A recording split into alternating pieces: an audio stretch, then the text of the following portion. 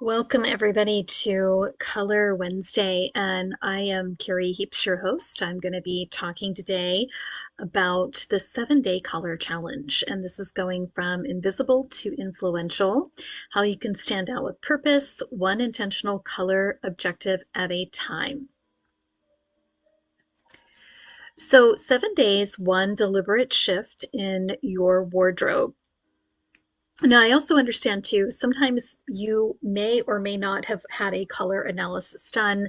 If you have had one done, you want to definitely utilize the colors in your season, whether you are in autumn, winter, spring, or summer. If you have not had a color analysis done, you can still follow along, but you definitely want to make sure that you are wearing the right hue and shade of each of the colors I talk about today to ensure that you are getting the results of what you're wanting to achieve with whatever situation that you're in. Now, if you'd like to have a virtual color analysis done, there's a link in the show notes below, so you can have that done easily and conveniently on my website. So we're going to talk about taking the next 7 days for you to make some changes in your wardrobe. Now, if you have a wardrobe chart or one of the wardrobe planners that I've talked about, great, go ahead and jot down some notes while I'm talking. But we want to talk about moving away from just blending in. We want to talk about making changes in your wardrobe with the colors that you're wearing for a certain outcome. So this could be maybe you're interviewing for a new job, or you are going to be going to an important meeting and there's a certain outcome you're looking to have happen. So color can play a role in this. It's not an end all be all. Use color as a tool. I've always said that. But based on whatever outcome that you're wanting to have happen, each color helps to influence the room in a certain way. Because remember, keep in mind, whatever colors you're wearing in your clothing, people are seeing that. The people in the room with you are able to look at that. This isn't for you to view or to look at, it's for everybody else that's in the room. So the first color that I want to talk about is more of a charcoal gray, which can fall in the color of black. So the hue would be more of a charcoal gray, and it is still a power color, and it's to stand in your beliefs. It's a very powerful statement color. This is a great color for suiting, for pants, a skirt, jacket, any of your staple pieces. Again, ensuring that you are wearing the right shade and hue for you. Most of the time, charcoal is going to be more of a warmer for people that are in the warmer palette, so a spring or an autumn. So it's a great color to wear if you want to make a power statement that you have something to say. You need people to believe you. The second one here is going to be navy blue. Now, navy blue is still a power color. It has a lot of authority to it because it is a trust building color, because it's in the blue family. It's going to be more on the darker shade. Again, more of the warmer palettes do well with navy blue, spring and summer, or excuse me, spring and autumn, and a good staple color for suiting and so forth. So depending upon the scenario you're going into, again, it could be a meeting where maybe it's a informal, you've been at your job, it's a job review that you're going to be going into for a potential raise. And you know that you have some things that you want to bring up to your boss or to management that you've worked on, that you've done. You've got all of your documents together, you know what you're going to say. But navy's a nice point to, to bring into the fold simply because it's, again, a trust building color. It's more of a power color. And this is a great way to really make a statement that, you not only are stating your case, you have the proof to back it up, and you deserve this. Again, it's kind of a good color to wear that you're not going in there asking, you're telling them, this is what I've done, this is why I deserve X, Y, and Z. Now, the next color here is more of a burgundy color, and it's a little bit more of a cooler shade of red. And red is typically our excitement color in a good way. It's a great way to get people excited about a concept. So I always say, with any shades of red, we want to use that in moderation. So maybe keeping that for like a burgundy tie, pocket square, or any of the accessories that you might be wearing, or a shirt underneath your suit. You don't want to come out like completely strong in, wearing too much red. It can be very overwhelming. Again, it's a good color to get people excited in a positive way, but sometimes that can also backfire. So you want to use that color in moderation. So, if you have a certain thing that you're trying to kind of persuade people in, maybe you're wanting to implement a new process at work, and you've been like, maybe every Friday you've been bringing it up at the team meetings, and you've got something new to talk about with whatever you're trying to implement, and nobody's really coming on board with it. Wear a little bit of red and see if that makes a difference of getting them excited. Now, our fourth color here is like a powder blue. And again, blue is our trust building color. The lighter we go with any shade, the more calming it can be. Blue is no exception. So if you have some powder blue, again, this is more of a cooler color. So very good. Just like burgundy, it's going to be really good for the winter, the spring palette, or excuse me, summer palettes as well. So with the trust building colors, again, this is great for I always go back to my standard example with this is any kind of courtroom scenario. It could be a deposition, it could be a mediation, it could be your first day of voir dire, jury selection. Blue, the lighter the better in the beginning because you're building up trust. You don't want to come out too strong too quickly with like a darker blue or a navy blue. You want to build up that trust. And again, you don't have to have like a powder blue suit on, but again, powder blue shirt underneath your jacket, or a powder blue tie. You don't need to have a lot of the same color. Just a hint of it here and there is just enough to kind of put your point, get your point across. So the fifth color here is more of a darker yellow, almost like a golden color. Now, yellow is always going to be a cautionary color. It is great to wear if it's a happy occasion. There's never any issue, but it's cautionary because a lot of times when we wear yellow, especially the darker the shade, the more tempers can flare, the more people can get, their anxiety can rise because yellow can trigger our fight or flight mode as human beings. So when we wear it, again, people can get off balance. If you want cooler heads to prevail, it's one of the worst colors you can wear because a lot of times, if there's a topic on the table, maybe you're letting somebody go at work, you have to fire them. You don't want to wear yellow, even a light shade.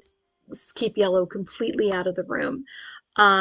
Because again, our caution signs are yellow for a reason. People pay attention to them and it puts them in a heightened state. What do I need to be cautious about? What's coming around the corner? Our clothing is no different. So it's a cautionary color. If you're wanting a certain outcome that you need the person to lose their cool, or you need to get them off balance, then wearing just a little bit, it goes a long way. But again, it's a cautionary color. You need to proceed with caution when you wear it, depending upon what you're trying to accomplish. The sixth one here on the list is like a greenish teal, almost like a sea teal, sea blue, blue-green color. This is more of a creativity color. This is also a cooler color, again, great for winter and summers. This is a color to institute creativity. Green is the color of growth. And when it kind of crosses over into the blue realm, it's a really good color to have around you to spark creativity, to kind of get your thoughts flowing. So it's a wonderful color. Again, if you're doing a brainstorming session at work, this is a good color to wear because other people are looking at it and kind of help them, again, just kind of institute that, well, I need to start thinking about what we can do. Let me brainstorm some ideas, and it kind of gets the creative juices flowing, so to speak. The last one here on the list is a really pretty shade of purple, almost like a royal purple or light purple. And purple is our loyalty color. When you wear purple, people have a tendency to feel or lean in your favor, that they're a little bit more loyal to you. It's a great color to wear again in a courtroom setting. and very appropriate. Again, you don't need a lot. You could have just a little bit in a shirt or a tie, but it does build loyalty. We never want to overdo it with too much purple because then we come across as fake. And we don't want that. We want to come across as, hey, trust me, be loyal to me. You could also wear that again, like, for a job interview. It's another great place to wear it. You want the person who is looking at it to be like, wow, I've interviewed all these candidates and I feel really more drawn towards this person. They've got a great resume. They interviewed well. And again, that purple is just kind of just a little bit of an extra touch, an extra tool that you can utilize. So, what you want to do with this 7 day roadmap is first and foremost choose a color objective. What are you trying to accomplish over the next 7 days?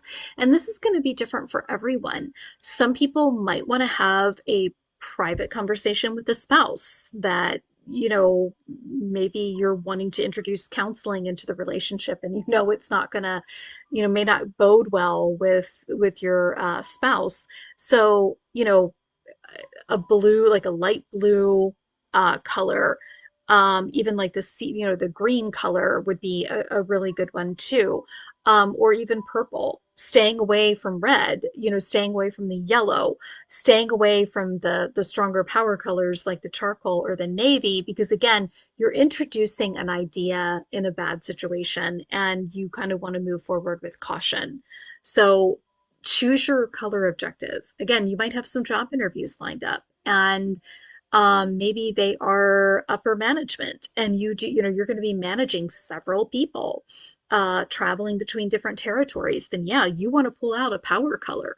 But in addition to that, you also want to maybe use a little bit of red, to be a little bit more exciting, or a little bit more of the purple as well to mix in with it, because you want the person who's interviewing you to be loyal to you. And even trust, like wearing some blue with it, some powder blue, great trust building color. So again, think about what you have coming up and then choose your colors according to the outcome you're wanting. Start making a list of what you have coming up, what's the outcome. The next thing I would tell you to do is you want to notice when you wear these colors.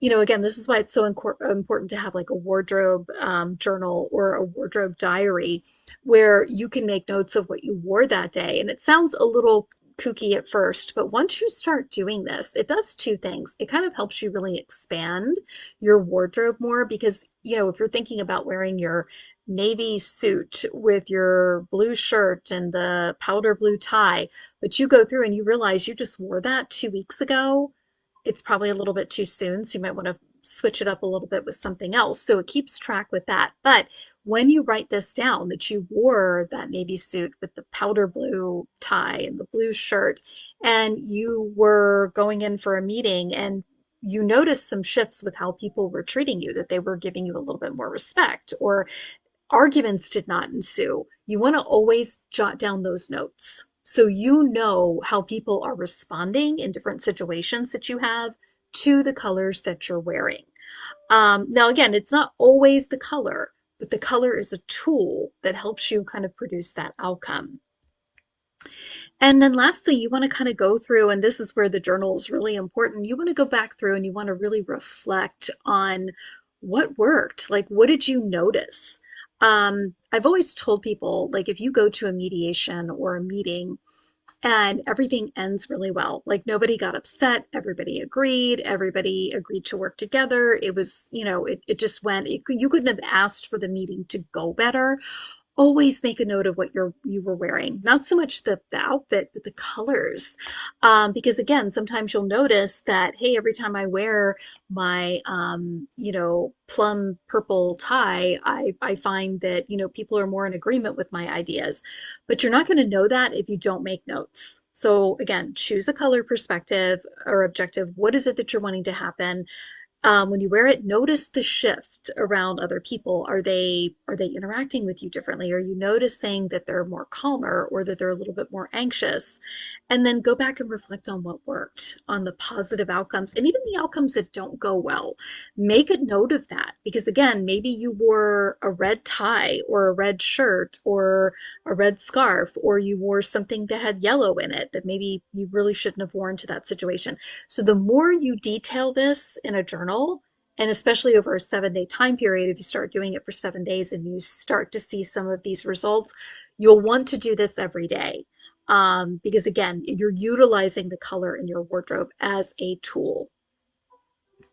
So start where confidence already lives. You want to choose some comfort colors, or what I like to call colors that you always gravitate towards. The shades that you reach for whenever you want to feel most like you. And I'm not talking about comfortable clothes like sweats or pajama pants or anything like that, or jeans and a t-shirt. I'm talking about colors that when you look at it, you're like, oh, I feel so much better. Now, this will be different for everyone. Some people, there's no right or wrong answer here. Some people are going to like more of a navy blue. Some people might like pinks. Some people might like gray colors, neutrals, or, even just like different shades of white. So think in terms of what makes me feel comfortable. Um, because sometimes when you have colors that are more comforting to you and you're kind of reaching for them, your move for the first day, it might be to wear your comfort color as the main element of your look. So you might have like a navy blue suit.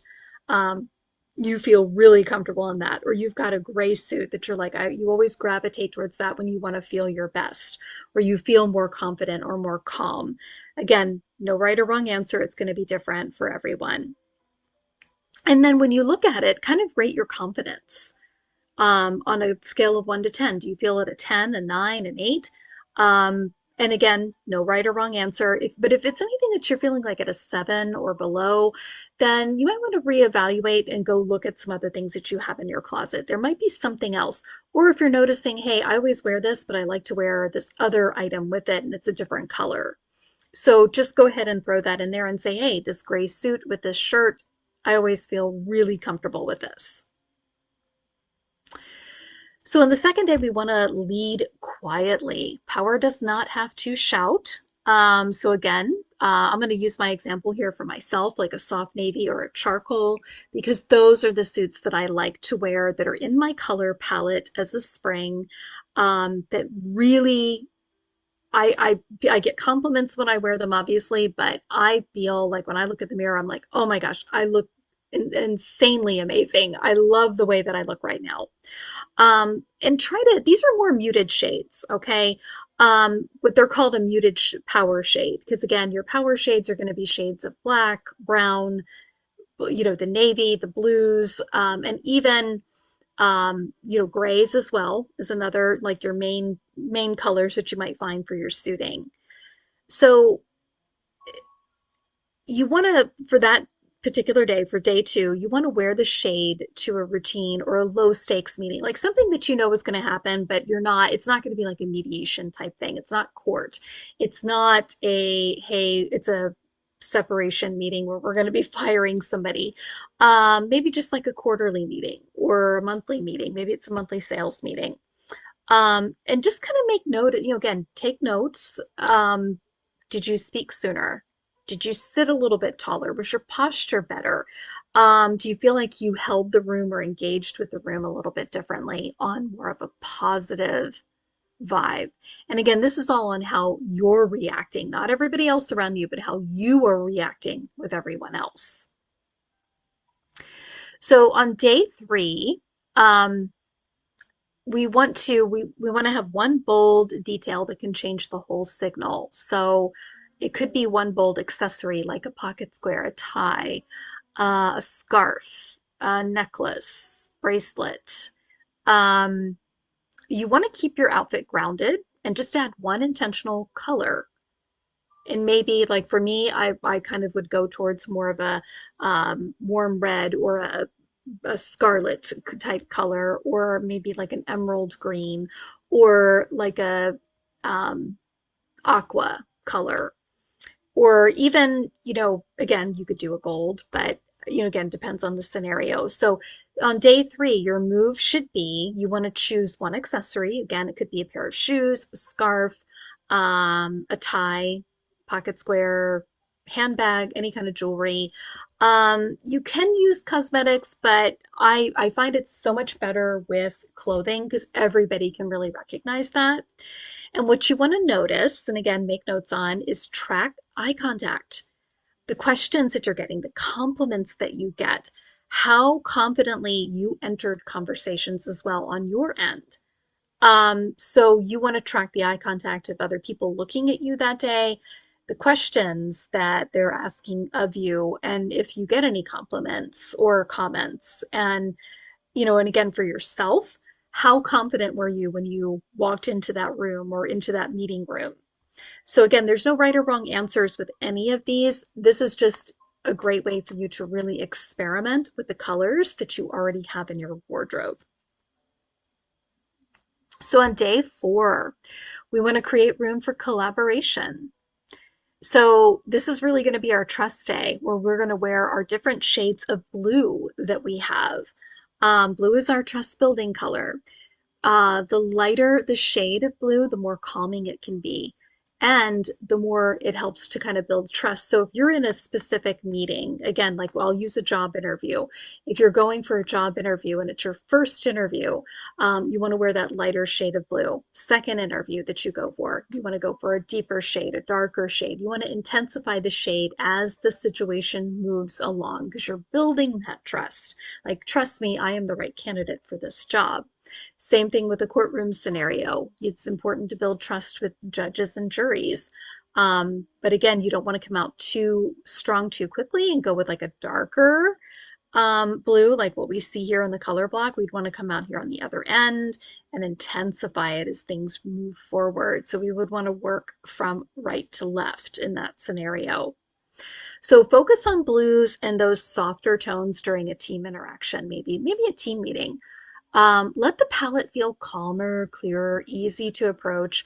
Blue is a trust building color, but it also helps to kind of also spark creativity, in addition to white and also green. So today's move for day four is going to be wear blue or some, if you have a variation of blue, combination for more collaborative work for trust building. And what I want you to take notice of is, does the conversation feel more open? Does it feel more balanced, more candid? Are people opening up to you more? Are they maybe talking to you a little bit more than they normally do? That's what you want to notice for day four. So, day five, wear what the week has taught you. So, you want to build your power suit equivalent from the high contrast colors that make you feel more focused and visible. So, combine your best tested color that you wore earlier this week in one decisive look, and you want to kind of balance that out. So, for example, you might have like maybe it's your charcoal suit and you've got like a strong contrast for a red or a gold or a blue. Much like here, like we see in the color block, if it were me, I would be wearing more of my charcoal gray and maybe more of a gold, or brown, like a golden brown shirt underneath. So you want high contrast on this day. So you want to contrast it with like a different type of color. You want to have a clear intent that you're testing this out and a visible presence where people are going to be like, wow, that really pops. So what you want to take notice of this day is, where do you take initiative without second guessing? Like, what are you taking charge of in the conversation or the room that you're walking in today on day five? Now, day six, and I do realize that, if we were going by business days, this would be your Monday. If you did last week was Monday through Friday. But on day six, we want to interrupt the unexpected. So we want to use an unexpected color or pairing to break routine and invite a different way of thinking. So you want to kind of take a look in your closet and go, oh, I bought this rust colored, shirt, and I've only worn it once or twice, but it's in my color palette. I should maybe test this out. So what you want to do on day 6 is we want to pair two colors you would not normally wear together. Okay? Don't think in terms of matching on this particular day. Um, you want to surprise yourself and go bold. So it could be like some of the colors we see here. It could be a burgundy and a purple. It could be an emerald green and a blue, or an emerald green and a gold.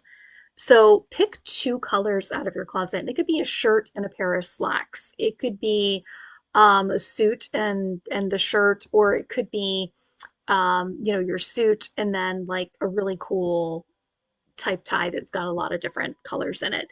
So on today for day 6, what you want to make notes on and what did you notice is what new idea, what new question, or new behavior is becoming easier to try.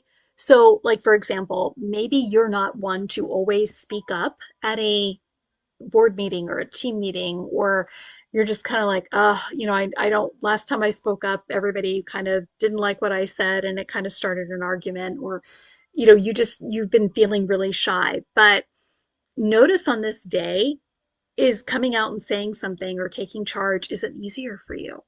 Okay.